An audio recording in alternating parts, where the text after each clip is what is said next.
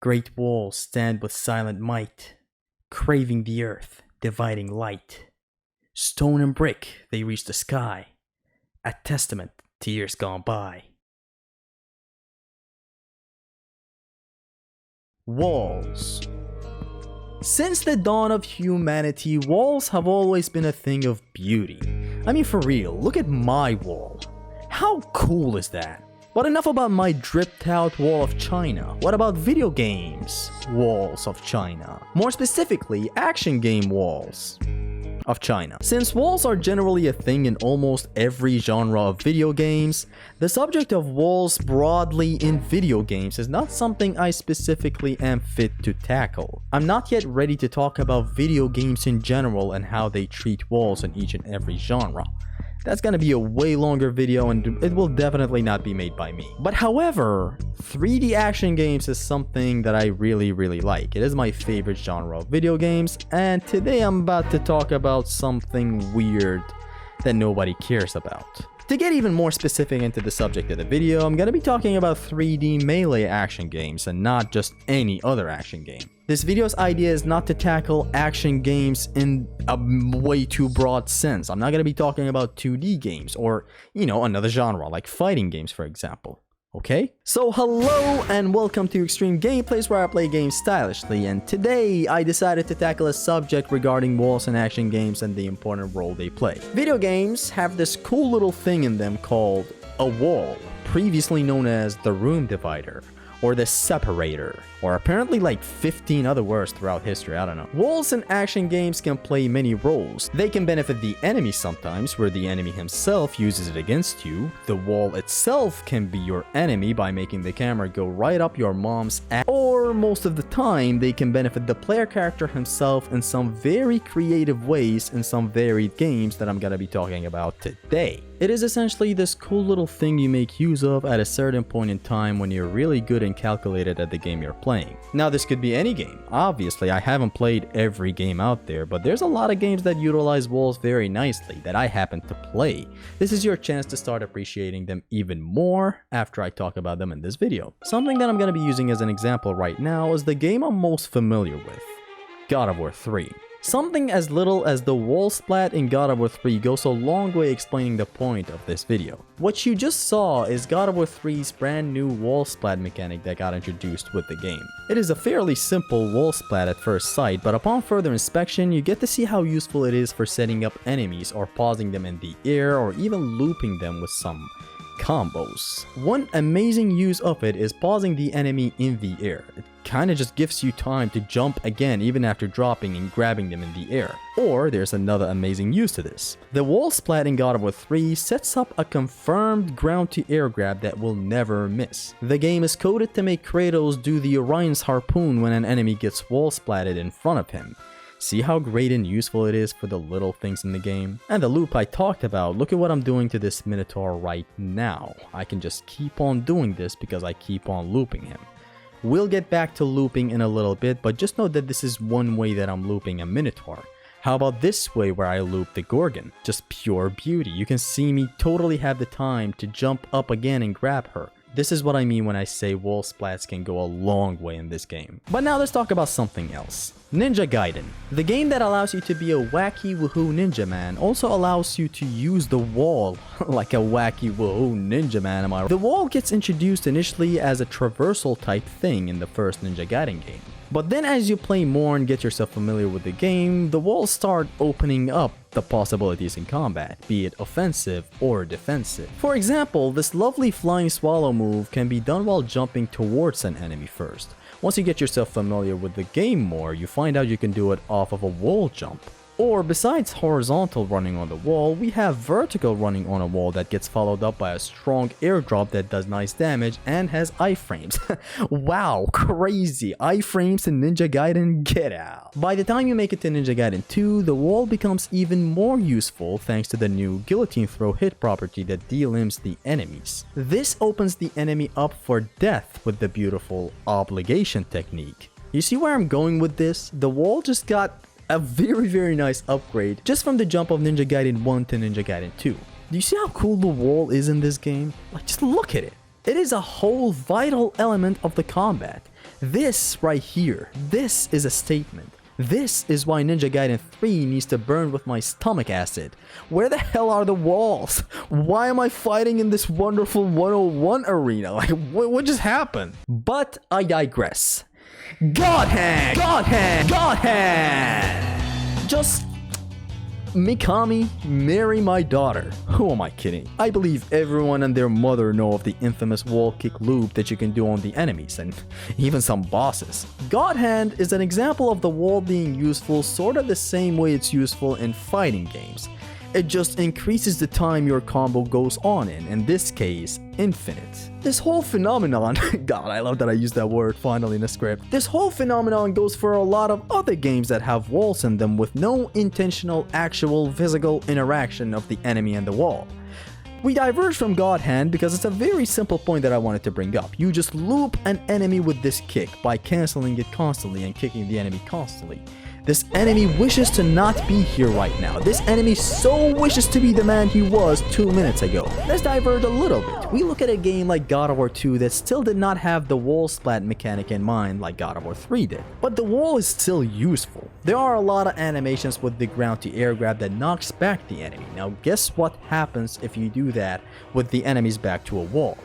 That's right. It prevents the enemy from flying away from you, leading to you being able to repeat the loop and just destroy the enemy to your heart's content. They do still help purely for their existence. So you see, walls can be unintentionally useful as well. Although I'll be mostly mentioning games that have a built-in sort of wall interaction, I just wanted to bring that God of War 2 example up for fun. It goes for other games as well like Devil May Cry 3, but we'll get to those. God of War 4.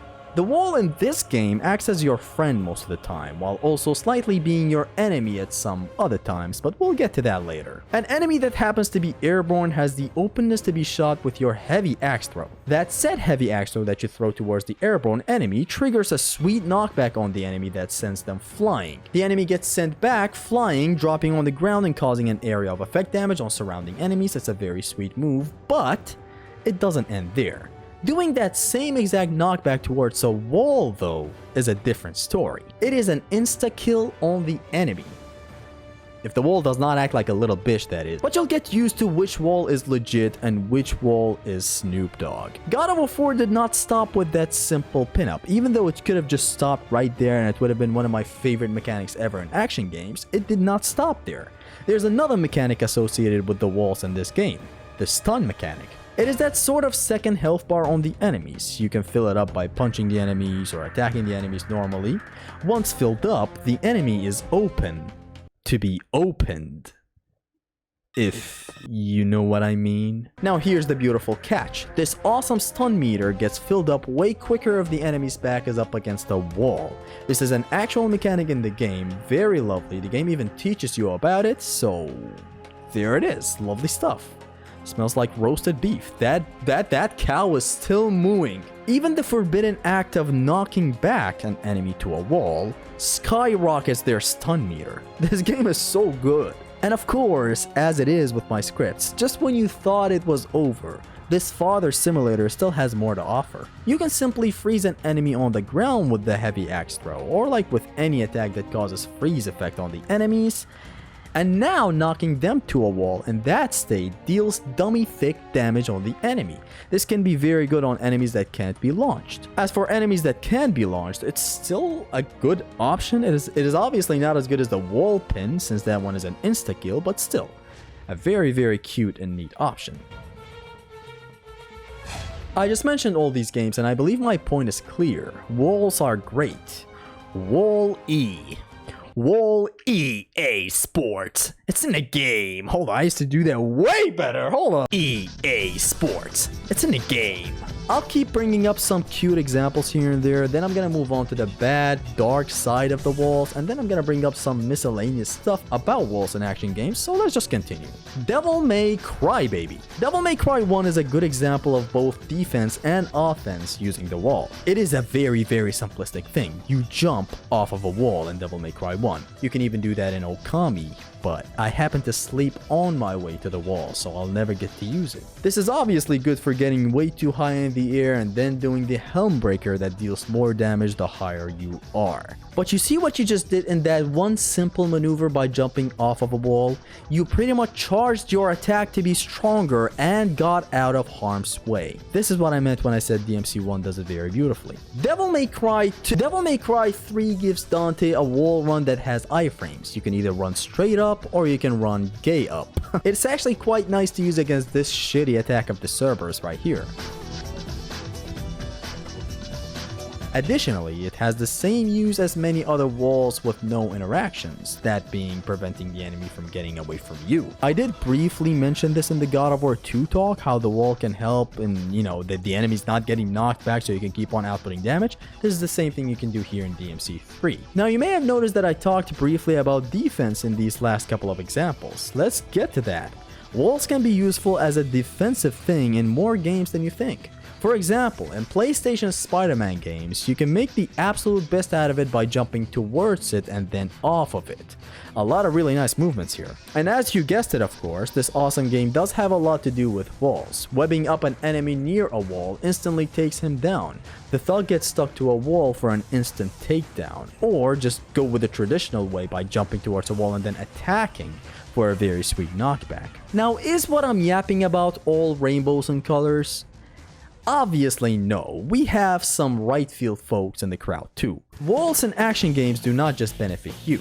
They can at times benefit the enemy or the encounter overall broadly. Or maybe there's another indirect way a wall can hurt the player character himself and not the enemy itself. But first let me talk about the very direct benefit the enemies can gain off of walls in action games. We go back to God of War 3 for a quick example. A satyr near a wall allows him access to do this leap into the air followed by an attack. Stay close and this guy does an unblockable attack. Move away and the fucker still goes on with his Devil May Cry 1 helm breaker. Or we have another example of this enemy in God of War Ascension that has an air escape near a wall and can punish you with it. It's actually that's actually a really nice thing, damn. Devil May Cry 1, Devil May Cry Bitch 3, you got enemies phasing through the wall itself. The wall in question right here, in and of itself, is literally your enemy in this situation. And now I finally get to the indirect way a wall can hurt the player. God of War 4, I can see you right there. You're not gonna play sick, and I'm not gonna send you out for the bathroom. Stand up. And where's your way cooler and way edgier cousin? Metal Gear Rising, stand right up. I can see you. Yes, sir. You just stand up. You stand up a little bit. I'm gonna make an example out of you two. Camera issues. Getting into situations where your back is up against a wall can be problematic in some games. More specifically, 3D games where the camera is close. I did mention the two examples above right now, but it is kind of true. The camera sort of has a fart attack the moment your back's up against a wall. Although I would say that with enough mastery, you wouldn't get yourself into such situations with your back up against the wall in the first place, but come on, let us be honest. Why does Metal Gear Rising take me into a Disney trip the moment I'm near a wall? How is it that the camera is that aggressive in such a fast-paced action game? Why is the camera beefing with the wall?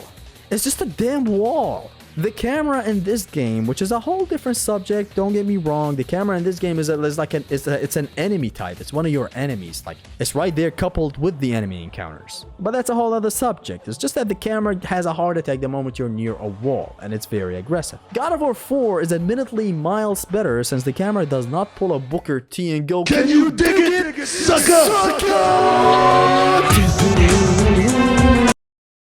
That's right, in God of War 4, the moment your back is up against a wall, there are no cameraman spinneroonies Booker T style. But generally, you get the point. Your view is kind of messed up, be it the camera is insane or even if the camera is tamed like God of War 4, your view is starting to get messed with. God Hand does a certain thing with walls that I really fancy. That being, not even acknowledging the wall's existence whenever it gets in the way. The game simply eliminates that whore bitch out of the player's view. That's how it's supposed to be for every game with a camera like this. This is the right way to do it. The wall doesn't even have a very low opacity or whatever. No, it's just completely transparent. You can't even see it. Although with that, I get to my next point regarding this whole beautiful cure that Goshhan brought to the table. I have heard some stuff regarding Konami literally owning the rights to making a wall disappear or get transparent in most situations.